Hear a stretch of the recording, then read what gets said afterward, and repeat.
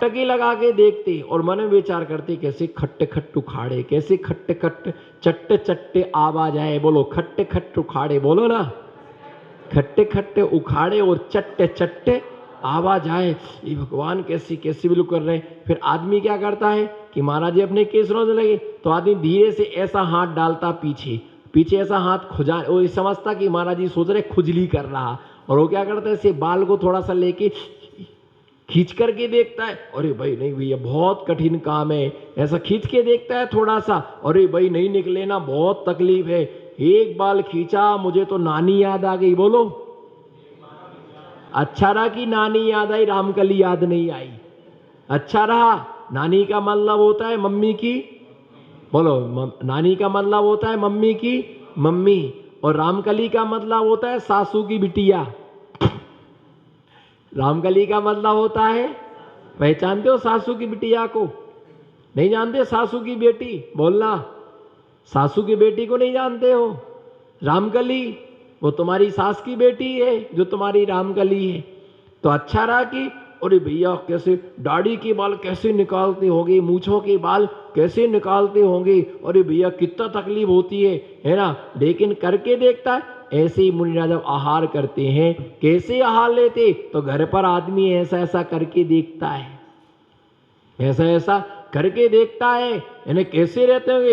एक दिन चटाई पर सोएंगे, और एक दिन चटाई पर सोया, उसके बाद तो नियम ले लिया कभी चटाई पर नहीं सोएंगे, क्योंकि एक एक हड्डी दुख रही है, क्रैक तो नहीं हो गई एक आध, है ना। इतना दुखा कि भैया रे सीधे लेटे तो बिल्कुल ऐसा दर्द हो गया, गद्दा तो चाहिए ही चाहिए। बोलो गद्दा तो, दद्दा नहीं गद्दा।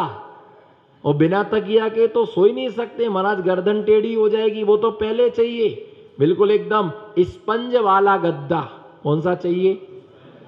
आप तो आते हो, नमोस्तु महाराज जी नमोस्तु। इतने से नमोस्तु कहलाने के लिए इतनी तपस्या करना पड़ती। आप तो नमोस्तु महाराज जी, और तबीयत ठीक है महाराज जी? इधर तो देखो, उधर क्या देख रहे हो? रागी रागी को देख रहा, त्यागी को। तो महाराज जी तबीयत ठीक है? आए दो है ना हाथ पैर मारे और अच्छा रहा। और महाराज जी ने अगर कहीं करबट ले लिया तो धीरे से नमोस्तु, हल्ला मत करो महाराज जी हुई गया है। और आप क्यों चले गए थे रात को? मैं इसीलिए चला गया था महाराज जी, आपकी नींद डिस्टर्ब ना हो इसलिए मैं चला गया था, बाकी हमको तो कोई काम ही नहीं था, मैं तो रात भर यहीं बैठ जाता। मैं तो आपको कब से बोल रहा यहीं सो जाऊं, पर आप ही नहीं सोने देते हो मेरे लिए, मैं तो यहीं सो जाऊं। वो तो इसीलिए बैठे रहते हैं कि कब महाराज जी अगर सांस ले ली तो समझ जाओ सो गए महाराज जी। और आराम से इतने धीरे से गेट खोलते हैं कि महाराज जी को पता ना चले कि कब रवाना हो गए। नहीं हम तो बैठे थे, हम तो यही सोचा कि आप, बोलो हम तो यही सोचे कि आप सो गए, इसलिए फिर हम लोग क्या गए आराम से क्या हो गए। अच्छा आप सो, हमको मालूम था कि हम सो गए थे, और एक ने इशारा किया, ये सोच रहे महाराज जी तो हुई गया, महाराज जी का मुंह उस तरफ है तो उसने उसको हाँ तो धीरे उसने हेलो, वो बाहर निकल गया, लंबा वाला था वो निकल गया मोबाइल लेके हेलो। फिर लंबे वाले के बाद फिर उसका चेला निकला पीछे से, फिर बेचारा एक और बैठा था छोटा, छोटे हाइट का। अब वो दो भाग गए तो मैं क्या करूंगा, तो वो भी बेचारा उसके पीछे तीसरा भी निकल गया। उसके बाद फिर एक था तो बोले बोल के तो कि महाराज जी मैं जा रहा हूं, रे सोचते कि महाराज जी तो भैया ऐसे जमाना है, संसार ऐसा है। संसार क्या है? ऐसा ही है संसार। बस लोगों को इंतजार है कि अम्मा कब सो जाए, लोगों को, अंकल जी लोगों को इंतजार है कि दादाजी, बाकी सब पूरी तैयारी है, बिल्कुल पूरी तैयारी है। लोग भी बिल्कुल तैयार खड़े कि मैसेज कब आ जाए, लोग भी बिल्कुल तैयार बैठे कि मैसेज कब आ जाए, है ना। और ऐसी हालत, भैया अंकल जी तबीयत थोड़ी नरम नरम सी हो रही है, सीरियस हो तो बता देना मेरे को, ऐसे सीरियस क्या पूरे हो जाए तभी बताना ना मेरे को। तो भैया संसार ऐसा है, इसलिए अपने लिए थोड़ा थोड़ा क्या करो, अपने लिए थोड़ा थोड़ा पुण्य करो, अपने लिए पुण्य का संचय करो। कर्णाने लोक अलोक का जो विवाह करता है, कर्म की व्यवस्था को बदलाता, ऐसे महान महान ग्रंथ हैं जिन ग्रंथों को पढ़ने की योग्यता अच्छे अच्छे मुनियों में भी नहीं आ पाती है। तुम साधारण सामान्य श्रावक लोग वास्तविकता में ये कहते हैं कि तत्पर सूत्र की व्याख्या तो कहते समझ में नहीं आया, द्रव्य संग्रह समझ में नहीं आती, पुरुषार्थ सिद्धि उपाय समझ में नहीं आती। बिल्कुल आप सत्य कहते हैं, क्योंकि कई विषय ऐसे हैं कि जिन्हें मैं 28 वर्ष में नहीं समझ पाया। कर्णानियोग के जो विषय हैं मैं 28 साल में उनको नहीं समझ पाया, तो मैं 28 मिनट में कैसे समझ में? उन विषयों को समझने के लिए पूरा जीवन लग जाता है, तो अभी वो विषय क्या नहीं आते। कर्णानियोग का विषय इतना कठिन है, कर्णानियोग का विषय इतना कठिन है। जब आचार्य महाराज ने षटखंडागम ग्रंथ की वाचनाएं प्रारंभ की, उसी समय हमारा संघ में प्रवेश हुआ, एंट्री हुई। उस संघ में इतने कठिन विषय चलते थे, समझ में ही नहीं आते थे, सब सिर के ऊपर से निकल जाता था, लेकिन फिर भी ऐसी भावना रख के बैठते थे, भली समझ में नहीं आए पर इतना तो हम समझ रहे कि एक महान ग्रंथ की वाचना चल रही है और वो 2 शब्द हमारे कान में चल रहे हैं, और ये निश्चित है ये स्वाध्याय हमें आगे जाकर के कर्म निर्जरा का कारण और केवल ज्ञान का कारण बनेगा। केवल ज्ञान का तो कर्णानियोग है ना, चरणानियोग यानी जो तीसरा चरणानियोग है, व्रतों की व्यवस्था 11 प्रथमा 12 व्रत है ना, श्राप का आचार और मुनियों का व्याख्यान करने वाला मूलाचार। कौन सा? मुनियों का व्याख्यान करने वाले ग्रंथ का नाम क्या है? मूलाचार। अगर एक अच्छा श्रावक बनना हो, बोलो, अगर एक अच्छा श्रावक बनना हो तो श्राप का आचार का स्वाध्याय करो। बोलो, अगर एक अच्छा श्रावक बनना हो तो श्राप का आचार का स्वाध्याय करो, और एक अच्छा मुनि बनना हो तो मूलाचार का स्वाध्याय करो। तो तीसरे का नाम क्या है? चरणानियोग। चौथे का नाम क्या है? द्रव्यान। यानी चरणानियोग में श्राप का आचार, रत्न कारण श्राप का आचार, प्रश्न उत्तर श्राप का आचार है ना, इसी प्रकार से पूज्यपात श्राप का आचार, कुंद कुंद श्राप का आचार, और जो मुनियों के लिए मूलाचार, पुरुषार्थ सिद्धि उपाय, भगवती आराधना, मरण कंडिका, ये सब चरणानियोग से रिलेटिव ग्रंथ हैं।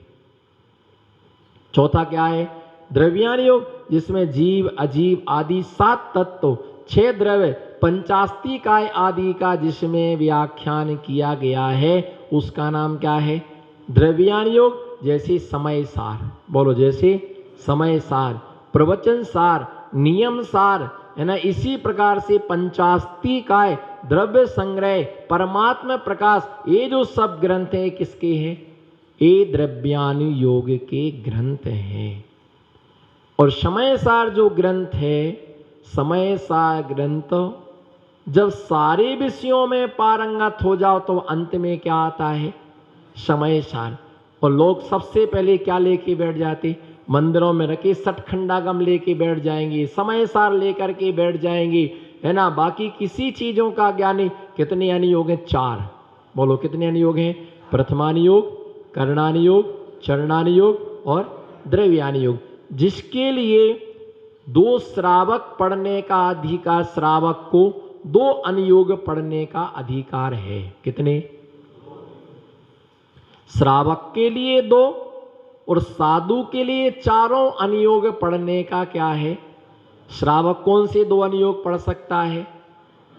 एक प्रथमानुयोग और दूसरा चरणानुयोग। चरणानुयोग में भी आधा, प्रथमानुयोग पूरा। बोलो, प्रथमानुयोग पूरा और चरणानुयोग आधा। जो चरणानुयोग श्रावक की क्रियाओं से संबंध रखने वाला जो श्रापकाचार है, कौन से ग्रंथ है? श्रापकाचार है। वो श्रापकाचार इतना ही श्रावक पढ़ सकता है।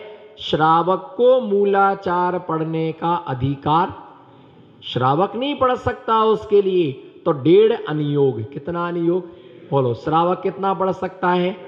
1.5 अनुयोग। एक तो क्या है? प्रथमानुयोग, और दूसरा चरणान योग का आधा भाग। आधे भाग का मतलब जो श्राप का आचार है उनको पढ़ सकते। दूसरी बात, प्रथम अवस्था में हम जब कोई स्वाध्याय करते हैं तो हमें गुरु सानिध्य में बैठ के ही स्वाध्याय करना चाहिए। जैसे श्रावक को श्राप का आचार में दिया कि जिस दिन श्रावक का उपवास हो, क्या जिस दिन श्रावक का उपवास हो उस दिन श्रावक के लिए स्नान नहीं करना चाहिए। पंचानाम पापानाम मलंग क्रिया गंध रस पुष्पाणाम स्नस्य जनस्य मुपवासी परिहति कुर्यात्। जिस दिन श्रावक का उपवास हो उस दिन श्रावक के लिए स्नान नहीं करना। पंचानाम पापानाम, 5 पापों को उत्पन्न करना। मलंग क्रिया गंध रम्य पुष्पाणाम स्नानम जनस्यानाम मुपवासे परिहति कुर्यात्। जिस दिन श्रावक का उपवास हो, बोलो जिस दिन श्रावक का उपवास हो उस दिन श्रावक को स्नान नहीं करना चाहिए। क्या लिखा श्राप का आचार? ऐसा व्याख्यान किया। अच्छा, अब पढ़ लिया कि जिस दिन उपवास हो उस दिन क्या नहीं करना? बोलो जोर से बोलो, स्नान नहीं करना है। अच्छा है, भोजन तो करना ही नहीं है तो स्नान भी नहीं करना। जब स्नान नहीं करेंगे तो मंदिर भी नहीं जाना है। अब मंदिर समय बच गया तो आराम से क्या करो, आराम से सो जाओ। अच्छा समय मिला 10 लक्षण जी में 10 उपास करना, स्नान ही नहीं करना। अभी तक किसी महाराज जी ने ऐसा नहीं बताया। बोलो, उपवास के दिन श्रावक को स्नान नहीं करना चाहिए। अभी तक ऐसा किसी महाराज ने नहीं बताया। ये तो नया नवा महाराज नवी बातें करवे। बोलो, नवा महाराज बूढ़ा ठड़ा का ही बोले। जो जिन्होंने पहली बार ऐसा सुनते ना तो घबरा जाते। नवा महाराज आया, नवा बातें करवे। आज तक अतरा महाराज आया, अतरा बड़ा महाराज आया, अतरा बड़ा महाराज आया। बोलो, अतरा बड़ा महाराज आया, कतरा बड़ा आचार्य आया, धर्म सागर आचार्य आया, है ना, देशभूषण आचार्य आया। बान नहीं बताया, बड़ी नहीं बताया, अतरा महाराज आयो, कई नहीं बतायो। जो महाराज आयो नयो जवान महाराज आयो, नई बातें बतावे। अरे भाई, सब बातें पुरानी हैं। बोलो, सब बातें पुरानी हैं, पर उन्होंने बताया होगा पर तुमने ध्यान नहीं दिया। यानी जिस दिन उपवास हो, प्रोष्ठोपवास हो, ऐसे दिन श्रावक को स्नान नहीं करना चाहिए। लेकिन ऐसा स्नान का निषेध नहीं किया। पंचानाम पापानाम, 5 पापों को उत्पन्न करने वाला स्नान नहीं करना चाहिए। स्नान कैसा करना चाहिए, है ना? पंचानाम पापानाम मलंग क्रिया गंध रंभ पुष्पाणाम, यानी उपटन आदि नहीं लगाना चाहिए। उपटन क्यों कहा? उपटन इसलिए कहा गया, पहले संतरू साबुन नहीं चलता था। बोलो, पहले संतरू साबुन नहीं चलता था, पहले मोती साबुन नहीं चलता था, पहले लाइफ बॉय साबुन नहीं चलता था, पहले सनलाइट साबुन नहीं चलता था, पहले शैम्पू नहीं चलती थी, पहले तो आदमी पीठी शादी होती तो कौन सा स्नान होता है? संतरू साबुन लगा के होता है। झूठ मत बोलना, ईमानदारी से सही से बताओ। जब शादी हुई थी तो क्या लगा था? संतरू साबुन है? क्या लगाया था? बोलो, पीठी। वो सब लगा रहे थे। जब लगती है पीठी तो बूंदी लगती है मीठी। बेसन, उसमें सरसों का तेल, उसमें हल्दी, क्योंकि कालो कलर थोड़ा दब जाए हल्दी से, कोई कलूटा हो तो क्या हो जाए, दब जाए। उसको पूरे में क्या करते हैं? पूरे में लगाते पीठी से। इसी प्रकार से जब कोई व्यक्ति दीक्षा लेता है तो दीक्षा के एक दिन पूर्व उसका मंगल स्नान होता है। क्या होता है? दीक्षा होती है तो मंगल स्नान होता है। तो उसको भी पूरे शरीर में क्या लगाई जाती है? पीठी लगाई जाती है। आप लोगों ने शादी तो कई देखी होगी और कई पीठी का प्रोग्राम देखा होगा, पर दीक्षा में मंगल स्नान का प्रोग्राम नहीं देखा होगा। देखा आपने? अब खुद का देखना है ना, किसी का मत देखना, खुद का है ना, खुद का देखना। तो ये क्या होता है कि पीठी लगती है, जब किसी की दीक्षा होती है तो उसको भी पूरे शरीर में क्या लगाई जाती है, पीठी लगे। तो मंगल जो स्नान होता है, जो साबुन आदि लगा करके लगा श्रृंगार के लिए, है ना, फ्रेश होने के लिए ना आते, वो स्नान पाप का कारण है। लेकिन मंगल स्नान का मतलब पूजन के लिए, आहारदान के लिए, स्वाध्याय के लिए वो मंगल स्नान कहा गया, क्योंकि मुझे मंगल कार्य करना। उसमें गंध, रम्य, पुष्प आदि इन सब चीजों को नहीं लगाना। क्या करना, सादा जल से, बोलो क्या, सादा जल से थोड़े से 2 मग्गे पानी से क्या करना, स्नान करना। उसी से, है ना, ये साधा जल है, ऐसा स्नान करके फिर मंदिर जी जाना। ज्यादा कोई श्रृंगार नहीं करना, तेल फुलेल नहीं लगाना, इत्र नहीं लगाना, है ना, इस प्रकार से ज्यादा श्रृंगार नहीं करना, क्योंकि उस दिन उपवास है तो अधिक समय कहाँ लगाना। इसलिए पाप को वर्जन करने वाला स्नान नहीं करना, सादा जल से, छने हुए जल से, प्रासुक जल से, है ना, क्या करना, स्नान करना। इसलिए क्या दिया है कि उपवास के दिन वो स्नान स्नान ही है।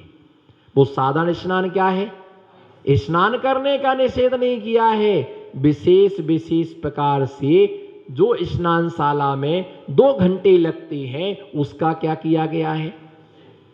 अब किसी ने कहा स्नान ही नहीं करना, स्नान ही नहीं करना, तो इसी प्रकार से जब कोई प्रारंभ अवस्था में हम स्वाध्याय करते हैं तो हमें गुरु मुख से क्या करना चाहिए, सुनना चाहिए। इसी प्रकार से कोई मुनि जब बनता है तो पहली बार मूलाचार उसे अपने गुरु के मुख से सुनना चाहिए, है ना। क्योंकि अगर वो अपने गुरु से, जो शिष्य प्रथम बार मूलाचार नहीं सुनता है, ऐसे शिष्य को संयम से च्युत होने में समय नहीं लगता। इतनी कठिन कठिन चर्याएं हैं, इतनी कठिन कठिन चर्याएं हैं।